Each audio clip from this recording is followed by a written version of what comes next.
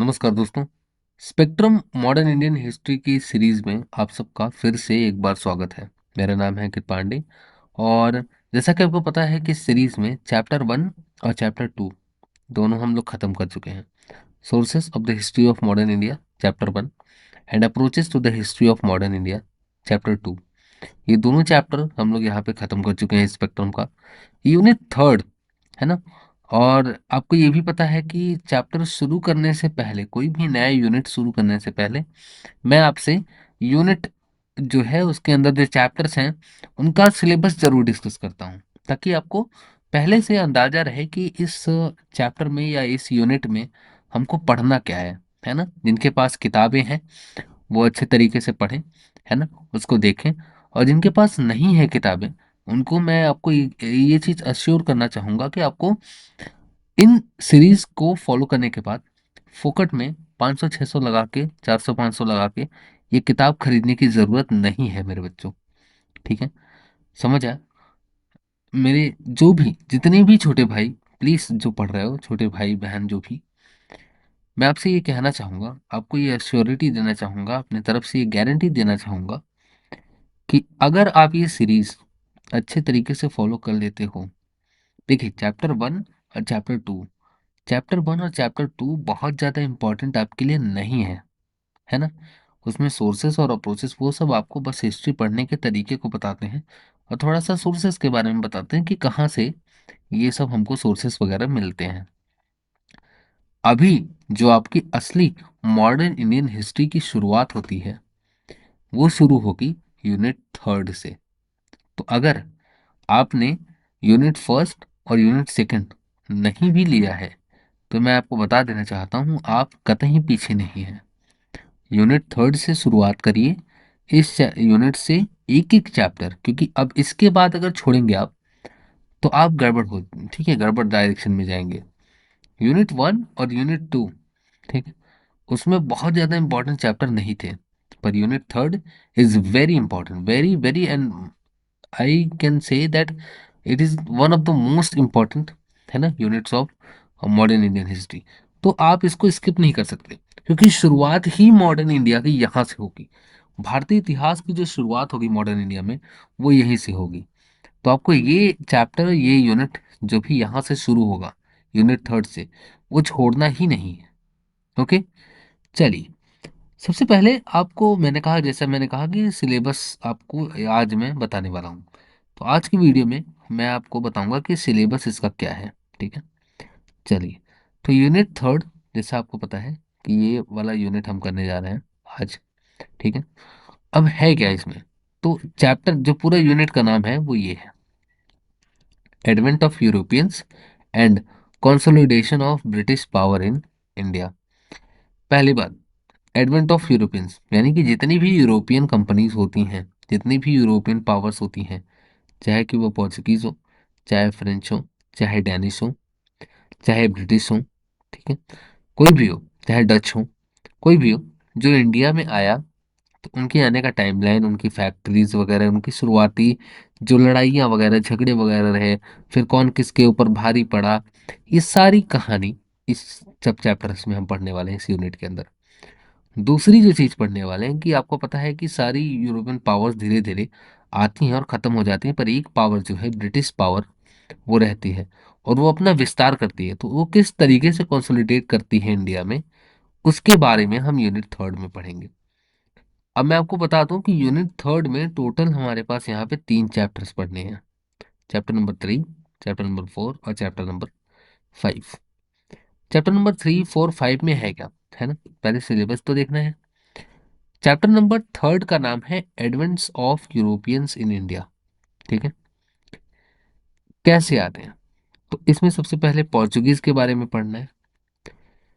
Portuguese में the quest for and discovery of a sea route to India, सबसे पहले India की खोज की जाती है ना, सी रूट के जरिए जरिए, है ना, है ना, समझ है।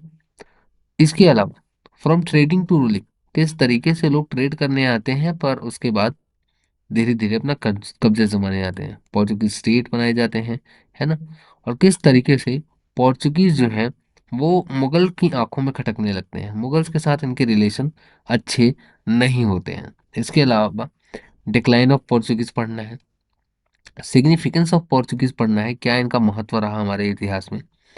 फिर डच, इसके बाद डच सेटलमेंट्स, कहाँ कहाँ ये आए और बसे।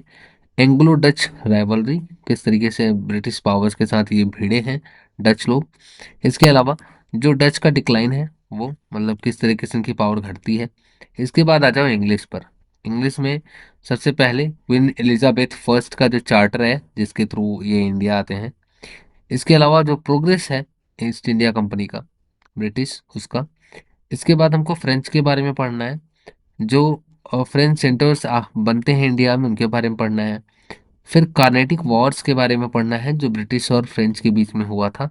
ठीक है। इसके बाद causes of English success and French failure, मतलब ऐसा क्या क्या हुआ जिसकी वजह से जो ब्रिटिश पावर है वो मजबूत हो गई और फ्रेंच जो है वो कमजोर पड़ गए। इसके बाद हमको थोड़ा सा डेनिश के बारे में पढ़ना है। इसके बाद हमको पढ़ना है कि why the English succeeded against other European powers, ऐसा क्या कारण थे जिनकी वजह से ब्रिटिश जो पावर है वो इन सब पर भारी पड़ती है, बाकी यूरोपियन पावर्स पर भारी पड़ती है ना। तो पहला तो structure and nature of trading companies, है ना, ये सब पढ़ना है। नेवल सुपीरियोरिटी, है ना, जिसके पास अच्छी नेवी होगी वो युद्ध में आगे रहता है। इसके अलावा इंडस्ट्रियल रिवॉल्यूशन, मिलिट्री स्किल और डिसिप्लिन, ये सब पढ़ना है। स्टेबल गवर्नमेंट, है ना, लेसर जील फॉर रिलीजन, यानी कि थोड़ा सा ज़्यादा ये लोग अपने रिलीजन के प्रति, है ना, मिशनरी एक्टिविटीज़ वगैरह इंडिया में चलाते हैं ये, धर्म परिवर्तन वगैरह का काम करते हैं ये, पर बहुत ज़्यादा सीरियस ये लोग धर्म के लिए रहते नहीं है। ठीक है। उसके बाद यूज़ ऑफ डेप्ट मार्केट, है ना, उधार लेने देने के ऊपर ज़्यादा इनका फोकस रहता है। ठीक है। इसके बाद हमको इस चैप्टर की समरी करनी है, यानी कि ये चैप्टर शॉर्ट में पढ़ लेना एक बार। समझ आया? तो ये हमारा सिलेबस है जो चैप्टर नंबर थर्ड है। समझ आया? थोड़ा सा ब्रीफ तो मिला होगा, यानी कि एक तरीके से अगर देखें तो ब्रिटिश पावर जितनी है वो इंडिया में आती है, किस तरीके से छोटा मोटा अपना सेटलमेंट बनाते हैं, उसके बाद जो थोड़ी बहुत लड़ाई होती है और किस वजह से ये फेल होते हैं बाकी पावर्स, और इंग्लिश जो पावर है, जो ब्रिटिश पावर है, वो थोड़ा सा ऊपर उठ के आती है, सबसे सबसे मजबूत बन के आती है। इसके बाद हमारा जो है वह है chapter number four. Chapter number four का जो नाम है वो है India on the eve of British conquest. इसका मतलब क्या है? India on the eve of British conquest, इसका मतलब यह है कि भारत, जब ब्रिटिश लोग इंडिया आए उस वक्त भारत की कंडीशन क्या थी। तो जैसा कि आपको पता है कि जब इंडिया में जब ब्रिटिश लोग आए या बाकी यूरोपियन पावर्स आई, तो उस वक्त जो इंडिया में रूल था वो था मुगल्स का। ठीक है। उस वक्त तक जो रूल था वो था मुगल्स का। अर्ली मुगल्स खत्म हो चुके थे, है ना, जितने भी थे। लेटर मुगल्स में बहुत मतलब काबिल रूलर्स नहीं आए, है ना। पहले तो बाहरी आक्रमण बहुत ज़्यादा हो रहे थे, है ना। बाहर वाले जो आतंकवादी, मतलब आतंकवादी कह रहा हूँ मैं, बाहर वाले जो उग्रवादी लोग थे जो बाहर से आते थे, है ना, आक्रमणकारी, उनका बहुत ज़्यादा डर था। दूसरा चीज़ ये कि औरंगजेब के बाद 1707 के आसपास शायद वो औरंगजेब की मृत्यु हो जाती है। ठीक है। और उसके बाद जो रूलर्स आते हैं, जो भी शासन करने के लिए किंग बनता है, वो सारे मुगल्स के जो किंग होते हैं वो सब कमजोर होते हैं। इसके बाद हमको कॉजेस भी पढ़ने हैं कि किस वजह से मुगल एम्पायर जो है वो कमजोर होता गया। शिफ्टिंग अलेजियंस टू जमींदार, जागीरदारी क्राइसिस, ये भी रीजनल ऑफ रीजन एस्पिरेशन, ये सब हमको इसी कॉजेस के अंदर पढ़ने हैं। और इकोनॉमिक एंड एडमिनिस्ट्रेटिव प्रॉब्लम, क्या प्रॉब्लम थी। राइज ऑफ रीजनल स्टेट, आसपास में बहुत सारे रीजनल स्टेट, क्षेत्रीय कुछ राज्य उभर के आते हैं। Survey of regional kingdoms, nature and limitations of regional state, socio economic conditions, है ना, जैसे कि इंडिया के सोशियो इकोनॉमिक, जैसे एग्रीकल्चर के बारे में, ट्रेड और इंडस्ट्री कैसी थी, स्टेटस ऑफ एजुकेशन कैसा था, सोसाइटल सेटअप कैसा था, फिर आर्ट, आर्किटेक्चर, कल्चर, ये सब में डेवलपमेंट किस तरीके से हो रहा था। ये सारी चीज़ें जब ब्रिटिश इंडिया में आते हैं तो कैसी थी इस वक्त, इसके बारे में हमको इस चैप्टर में पढ़ना है। फिर उसके बाद समरी। ठीक है। तो अभी तक हम लोगों ने जो देखा वो चैप्टर नंबर थ्री में हमको ये पढ़ना है कि किस तरीके से ब्रिटिश पावर्स इंडिया में आती हैं, है ना, और किस तरीके से वो सेटल होती हैं इंडिया में, अडाप्ट करती हैं, रहना सीखती हैं। और चैप्टर नंबर 4 में हमको देखना है कि जब ब्रिटिश पावर्स इंडिया में आई, उस वक्त इंडिया की हालत क्या थी, इंडिया में क्या हो रहा था, ये चीजें पढ़नी है। फिर आते हैं हमारा इस यूनिट का चैप्टर नंबर 5, यानी कि एकदम लास्ट चैप्टर पे इस यूनिट के, है ना, यूनिट नंबर 3 के। तो लास्ट चैप्टर जो चैप्टर नंबर 5 है, इसके अंदर हमको पढ़ना है the expansion and consolidation of British power in India. अब आपने देखा कि चैप्टर नंबर 3 में बाकी सारी पावर्स आती हैं, Portuguese, French, Danish, Dutch, English भी। बाकी पावर्स धीरे धीरे डिक्लाइन होना शुरू कर देती हैं और धीरे धीरे सब अपने यहाँ पे वापस लौट जाती हैं। एक पावर जो लगातार बनी रहती है इंडिया में, वह है ब्रिटिश। पोर्चुगीज भी रुके रहते हैं, यानी कि आप याद रखिएगा कि पोर्चुगीज सबसे पहले आने वाली पावर्स थे, पर रहते सबसे बाद वाली हैं, है ना। बाद में ऑपरेशन विजय चला के उनको हटाया जाता है यहाँ पे इंडिया से, ठीक है।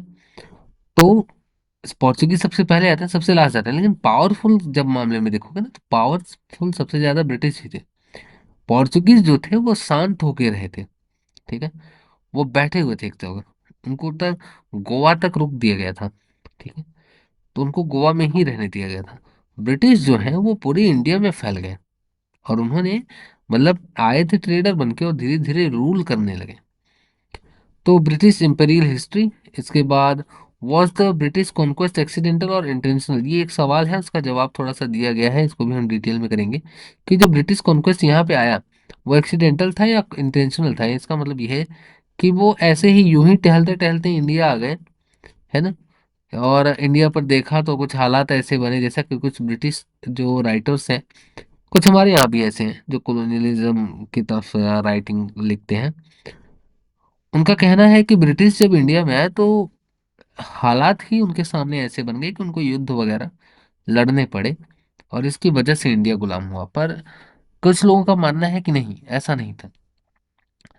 अगर आप ऐसे कह लीजिए कि एक्सीडेंटल आए, तो जब आपकी स्थिति सही हुई, है ना, जब सब कुछ आपके कंट्रोल में आ गया, तो आपको योग्य एक राजा दे के और चले जाना चाहिए था, लेकिन नहीं गए, आप रुके, है ना, आपने लूटा, एक्सप्लॉइट किया बकायदे, लोगों की जान की फिक्र किए बिना, है ना, लोग मरते रहे आपके सामने भूखे, अकाल पड़ते रहे, और आपने कोई मदद नहीं की, ठीक है।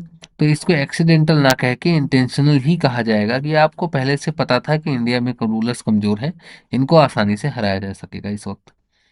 फिर when did the British period begin in India, मतलब कब से हम ये मानेंगे कि सही में राज्य जो है ब्रिटिश का वो शुरू हुआ। इसके बाद causes of British success in India, क्या वजहें थी जिनकी वजह से ब्रिटिश ज़्यादा सफल हुए और बाकी की जो यूरोपियन पावर्स थी वो इतनी ज़्यादा सफल नहीं हो पाई इंडिया में।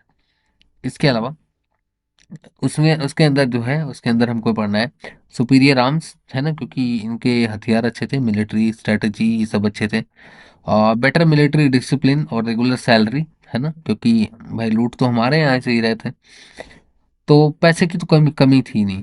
और civil discipline, fair selection system, brilliant leadership and support of second line leaders, strong financial backup, national pride, और ब्रिटिश कॉन्क्वेस्ट ऑफ बंगाल इसके बारे में थी। तो ये सब जो रीजन है ऊपर, ये सब हमको पढ़ना है कि किस वजह से और जो ब्रिटिश है वो सक्सेसफुल हो जाते हैं और बाकी सब नहीं हो पाते।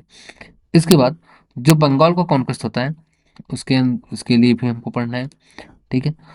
जब ब्रिटिश वहां पे पहुंचे और उन्होंने पे बंगाल पे कब्जा किया, तो उस वक्त ब्रिटिश बंगाल में क्या हो रहा था उसके बारे में भी पढ़ना है।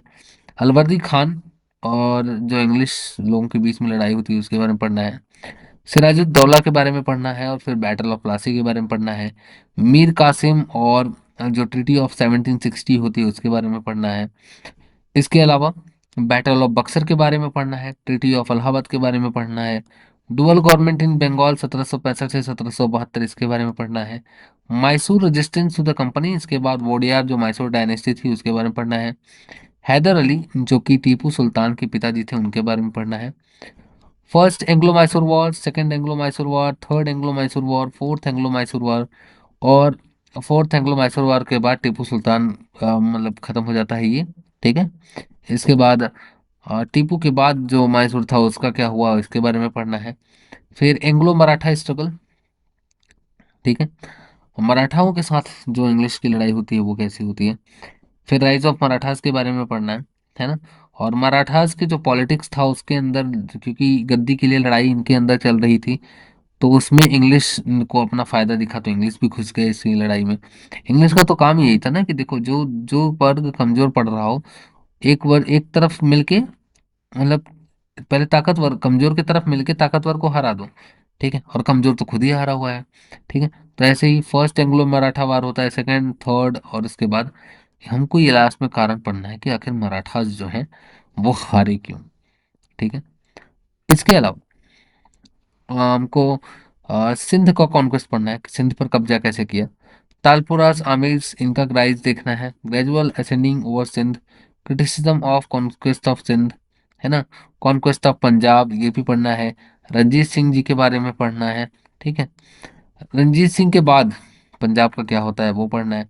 तो first second Anglo Sikh war पढ़ना है, significance of Anglo Sikh Wars ये पढ़ना है ना, extension of British parliament through administrative policy, तो क्या क्या वो पॉलिसीज लाए जिनके थ्रू ब्रिटिश और स्ट्रांगली इंडिया पे कब्जा कंट्रोल कर पाए, ठीक है। जैसे policy of ring of fence, है ना, subsidiary alliance, doctrine of lapse, ये सब पॉलिसीज हैं कुछ, है ना, जिनके बारे में हमको पढ़ना है। इसके अलावा जो ब्रिटिश इंडिया था जिसके ऊपर ब्रिटिश ने कब्जा किया था, उनका नेबरिंग जो कंट्रीज थी अगल बगल की, उनके साथ कैसे रिश्ते थे। तो देखो, रिश्ते इनके किसी के साथ सही नहीं रहने वाले हैं, क्योंकि अल्टीमेटली ये एक्सपेंशनिस्ट पावर है ना, इनको इनको बढ़ानी है, इनको जगह चाहिए। तो Anglo भूटानीज, Anglo Nepalese, Anglo Burmese, Anglo Tibetan, Anglo Afghan, ये सब रिलेशन हमको पढ़ने हैं। इसके अलावा जॉन लॉरेंस और उनकी पॉलिसी ऑफ मास्टरली इनएक्टिविटी इसको पढ़ना है, Lytton and the policy of proud reserve इसको पढ़ना है, हम British India and the north west frontier province इसके बारे में भी हमको पढ़ना है, ठीक है। और इसके बाद समरी। तो ये तीन चैप्टर्स जो मैंने बताया, तीन chapters advent of Europeans in India, कि यानी कि भारत में जो ब्रिटिश और बाकी यूरोपियन पावर्स आती हैं वो किस तरीके से आती हैं और किस तरीके से सेटल होती हैं, यूनिट चैप्टर नंबर थर्ड में पढ़ना है।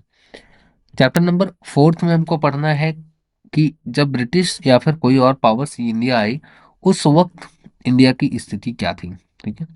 और इसके बाद हमको पढ़ना है कि किस तरीके से जो इंडिया में आने के बाद ब्रिटिश पावर्स बाकी लोगों को हराती हैं, है ना, और इंडिया में किस तरीके से अपना कब्जा जमाती हैं, ठीक है। तो चाहे वो मराठास हों, चाहे वो मैसूर के लोग हों, टीपू सुल्तान हों, चाहे बाकी कोई पावर्स हो, सिराजुद्दौला हो battle of Buxar, battle of Plassey में, कोई भी हो, किस तरीके से ब्रिटिशर्स से हारते हैं और किस तरीके से ब्रिटिश आगे बढ़ते हैं और अपना कब्जा जमाते हैं, ना केवल इंडिया में बल्कि भूटान, नेपाल, बर्मीज, तिब्बतन, अफगान, इन सभी इलाकों में भी किस तरीके से अपना कब्जा जमाते हैं, ये हमको पढ़ना है। समझ आया? चलिए, तो यूनिट थर्ड का सिलेबस ये है, ठीक है। धीरे धीरे हम ये चैप्टर भी शुरुआत करेंगे। अभी फिलहाल के लिए इतना ही। Thank you so much.